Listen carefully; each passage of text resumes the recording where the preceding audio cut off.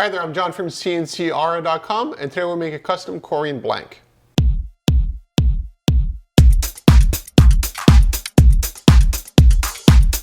So sadly, the project that you see on the video and the photos on the blog and so forth, I had to ship that project out immediately as soon as it was done because they were in a rush for it.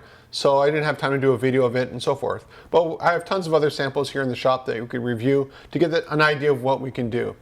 Now, the nice thing about having multiple CNC machine platforms is that we can optimize the design and optimize the products based on the best parts of every machine. And let me give you a really good example of that. So for instance here, this is router work. It was done on a smaller router that I still have in the shop. And you can see you could do really fine carving and dimensional sort of work.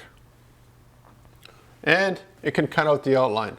So that's what I generally use the router for. When I have Corian jobs to be done, the first thing I do is the router work. And that makes everything to spec. You know, if I need this to be, 5 by 5 inches, let's say, the router will make it exactly 5 by 5 inches. And then from there I could calibrate things with the laser. And what the laser does really, really well is the carving part. Now definitely, as you can see here, you can do carving. And this is dimensional carving, which you cannot do with the laser because the laser doesn't have a two-way feedback system. So what the laser does is just flat work, so to speak.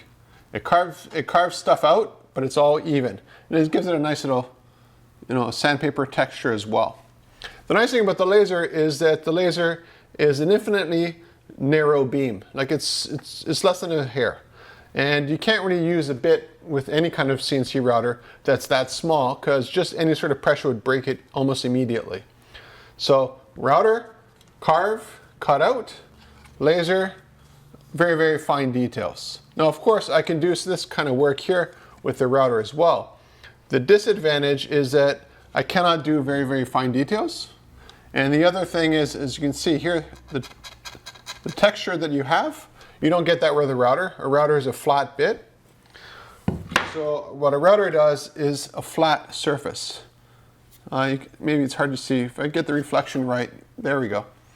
So you can see how it's totally dead flat, but more importantly, it's nice and shiny and polished.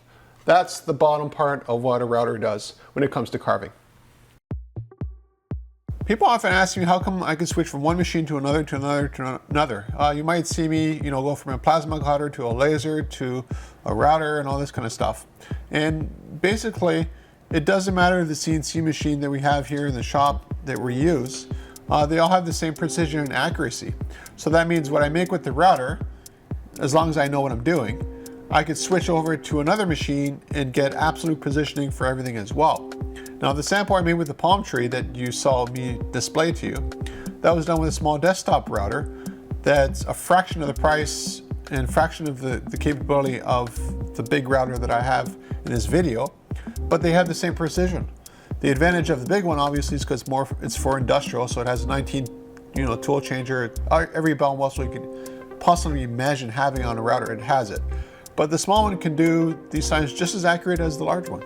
Same thing with the laser. This is an industrial laser, top line everything, and it does the same precision as a much smaller router. The advantage that it comes down to is speed and precision over multiple units. But other than that, a laser is a laser, a router is a router at the end of the day because it's all controlled by computer. Computer is where the precision comes from, not really the machine.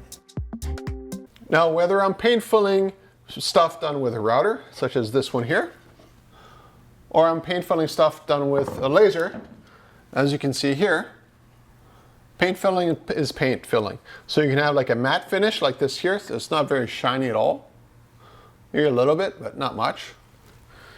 And this has a shiny to it. So when it comes to paint, you have almost infinite options regarding, glossiness and that kind of stuff, and color, of course.